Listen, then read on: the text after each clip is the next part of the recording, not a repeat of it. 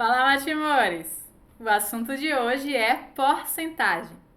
Esse assunto cai muito em vestibular, em concurso e todo ano tem pelo menos uma questão no Enem. Então vamos lá? O que é porcentagem? Nada mais é do que uma razão entre dois números com denominador 100, ou seja, é uma razão centesimal. Como assim razão centesimal? É simplesmente uma fração cujo denominador é 100. Por exemplo, 7 centésimos. Outro exemplo, 81 centésimos. Outro exemplo, 210 centésimos. Isso é uma porcentagem, só que ela está escrita na forma de razão centesimal. Como é que a gente faz para escrever na forma de taxa percentual?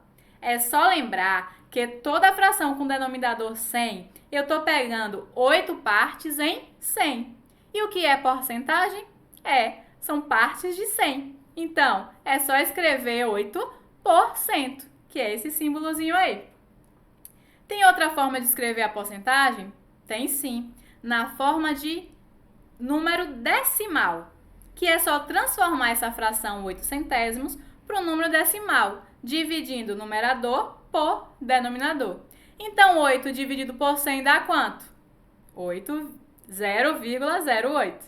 Então, essas são as três formas de representar uma porcentagem. Através de razão centesimal, através de taxa percentual ou através de número decimal. Como é que a gente calcula, por exemplo, 20% de 600? O que é que a gente faz? A gente já sabe que 20% é 20 em 100, então é 20 centésimos. O dia em matemática a gente usa um vezes e o 600 repete. Olhando assim a gente percebe que dá para simplificar, não é? Então a gente simplifica, tira zero dali, tira zero de cá, tira de novo. O que foi que sobrou? 20 vezes 6. E quanto é 20 vezes 6? 120. Ou seja, 20% de 600 é 120. Tem outra fórmula de fazer isso, professora? Tem sim. Olha só. O 20% não é o mesmo que 0,20 em decimal? Então, ao invés de usar o valor em fração, eu vou usar o valor em decimal. O de é vezes 600 repete. Agora eu faço 0,20 vezes 600, que vai dar 120. Essa outra maneira não parece ser bem mais simples, porque tem menos passos? Então, quando você tiver com a calculadora na mão, opte por fazer ela, porque você já vai encontrar a resposta de maneira direta. Vamos agora ver aumentos ou acréscimos, certo? Olha o exemplo. Uma bicicleta que custava R$ 1.200 sofreu um aumento de 15% em seu preço. Quanto a bicicleta passou a custar? Se eu tenho um aumento de 15%, a primeira coisa que eu vou querer saber é quanto é 15% de 1.200. 15% eu posso escrever 15 sobre 100, que é 15 centésimos. O dia é vezes, repete o 1.200. Dá para simplificar? Dá. Então vamos lá. Simplifica, simplifica. Sobrou quem? 15 vezes 12, que é 180. Esse é o valor que a bicicleta passou a custar? Claro que não, né? Esse é o valor que aumentou. É o reajuste do preço da bicicleta, que antes custava 1.200. Então, se aumentou, eu vou somar esse 180. E quanto é 1.200 mais 180? 1.380. Ou seja, a bicicleta passou a custar R$ 1.380. Tem outra maneira de fazer isso? Tem sim. Olha só. 1.200 não era o preço total da bicicleta? Então, era 100% de quanto a bicicleta custava. Só que a bicicleta aumentou, então, mais 15%. Ou seja, a bicicleta passou a custar 115%. Esse 115 nós conseguimos representar em decimal, não é? É só fazer 115 dividido por 100, que dá 1,15. Esse número decimal eu chamo de fator multiplicativo, porque agora é só pegar ele e multiplicar pelo valor inicial da bicicleta, que era 1.200. E quando eu fizer 1,15 vezes 1.200, eu já vou encontrar o valor que a bicicleta passou a custar, que é 1.380. Então, qual das duas formas vocês mais gostaram? Fala aí pra mim. Escolha a que é melhor para você e use ela. Vamos ver os descontos agora? Olha o exemplo. O preço de um par de sapatos era R$ 68. Em uma liquidação, ele foi vendido com 15% de desconto. Quanto ele passou a custar? Então, eu vou procurar a primeira coisa, que é 15% de 68.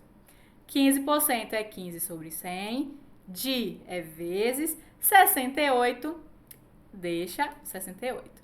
Dá para simplificar? Não, agora não dá para simplificar. Mas eu posso multiplicar numerador com numerador e denominador com denominador. Mas aí não tem denominador no 68 não, professora. Tem sim. Todo número que não apresenta visivelmente o seu denominador é porque esse denominador é 1. Então, embaixo do 68 ali eu tenho 1. Vou fazer o quê?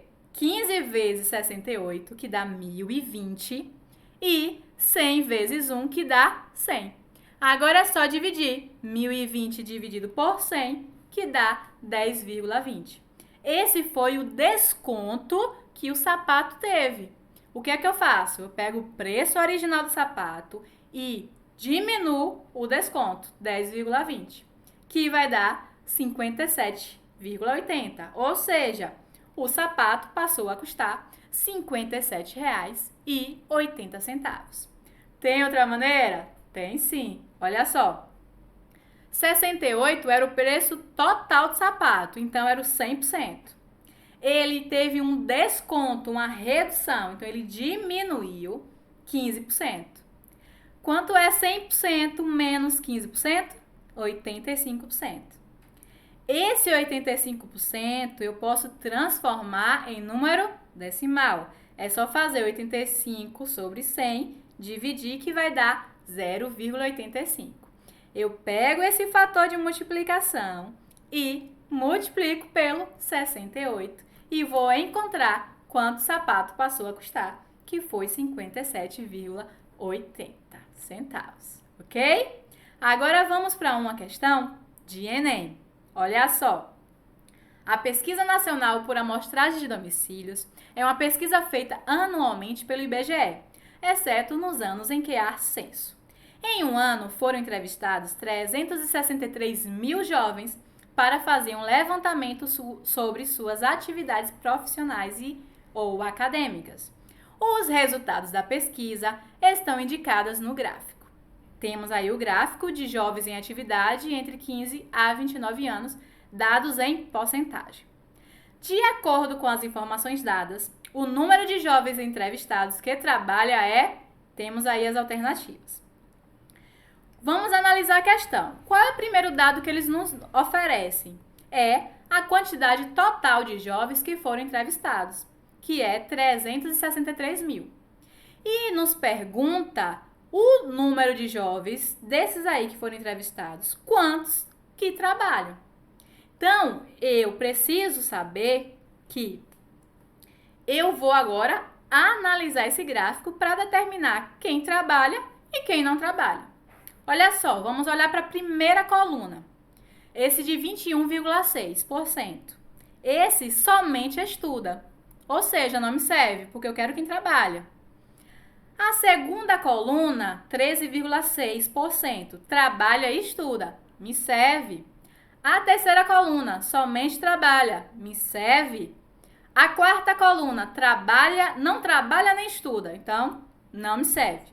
Eu vou analisar simplesmente essas duas colunas aí do meio, que é o quantitativo de jovens que trabalha de alguma maneira. Então, eu vou pegar o quantitativo total de jovens, que foi 363 mil, e vou comparar com a porcentagem de quem trabalha. Então, quem trabalha vai ser o 13,6 mais o 45,2, ou seja, 58,8% desses jovens trabalham. Agora é só fazer a conta, não é? 58,8% de 363 mil jovens. 58 é o mesmo que 58,8 sobre 100, dia vezes 363 mil conserva.